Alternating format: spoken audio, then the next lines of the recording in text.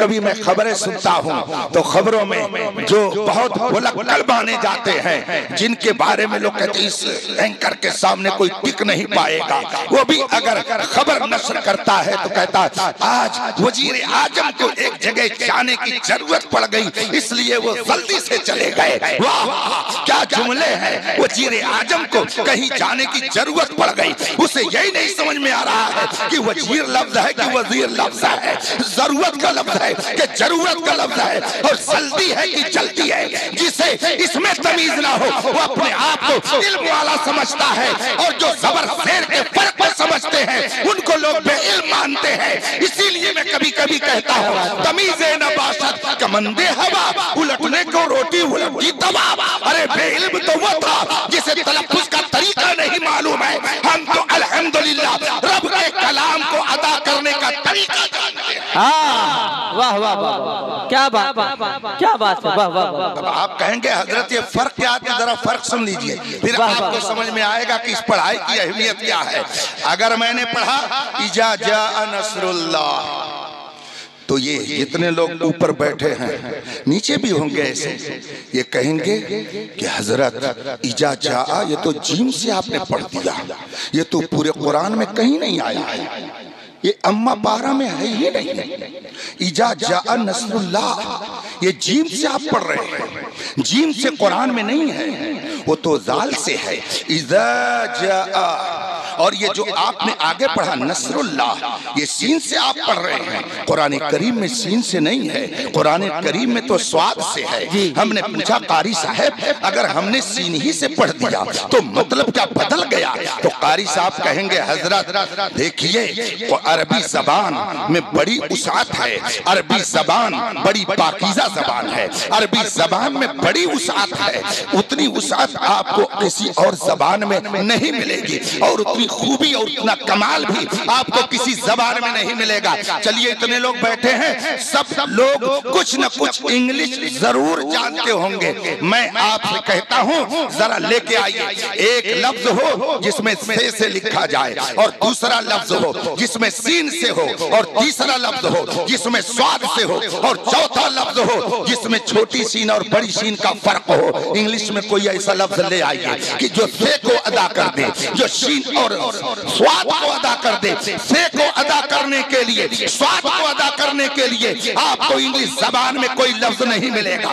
S آ گیا اور اسی پہ ایچ لگا دیا تو بڑی سین، اور اگر نہیں لگایا ایچ تو چھوٹی سین، تو ایک لفظ ادھار لیا، ایک حرف منگنی لیا، تب اپنا کچھ کام چلا سکا، اور وہ بھی لنگڑا لولا۔ اس لیے کہ اگر سے کے لیے لایا جائے، سواد کے لیے لایا جائے تو انگلش زبان میں آپ کو کوئی لفظ نہیں ملے گا۔ یہ قرآن کی بلاغت ہے، قرآن کا اعجاز ہے، قرآن کی آفاقیت و عالمگیریت ہے، یہ قرآن کا کمال ہے کہ وہ لفظوں کے اتنے معانی رکھتا ہے کہ تلفظ کرتے جائیے معنی الگ الگ بدلتا ہے۔ واہ واہ واہ ماشاءاللہ سبحان اللہ سبحان اللہ کیا کہتے ہیں، واہ واہ واہ۔ اسی آیت کے تعلق سے سن لیجئے اذا جاء کیا ہے آگے؟ میں دیکھیے پڑھتا ہوں ذرا بتائیے گا، حالانکہ میں قاری نہیں ہوں، قاری تو یہ حضرات ہیں، انہوں نے محنت کر کے 4 بچوں کو قاری بنایا ہے۔ اللہ تبارک و تعالی ان کے سینے میں قرآن کریم کو نقش الحجر فرمائے۔ میں پڑھتا ہوں ذرا بتائیے گا اذا جاء، اب آگے پڑھ رہا ہوں ذرا غور سے سنیے گا تاکہ آپ کو فرق محسوس ہو سکے۔ میں نے پڑھا اذا جاء نصر اللہ،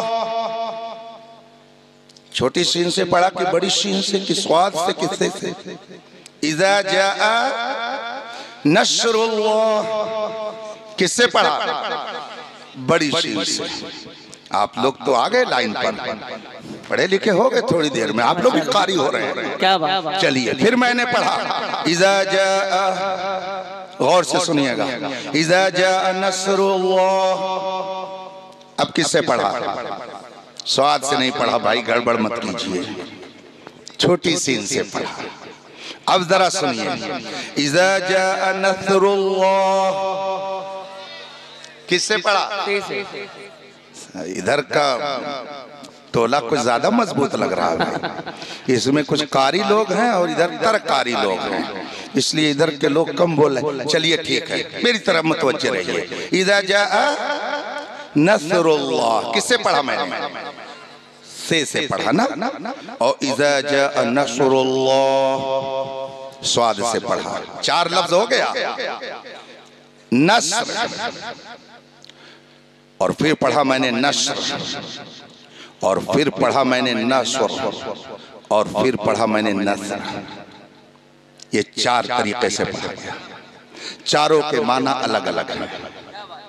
अगर आपने इसको छोटी सीन से पढ़ा नस्र, तो नस्र का माना होता है गिद्ध, चील, कौवा, गिद्ध होता है ना। तो अब माना क्या होगा?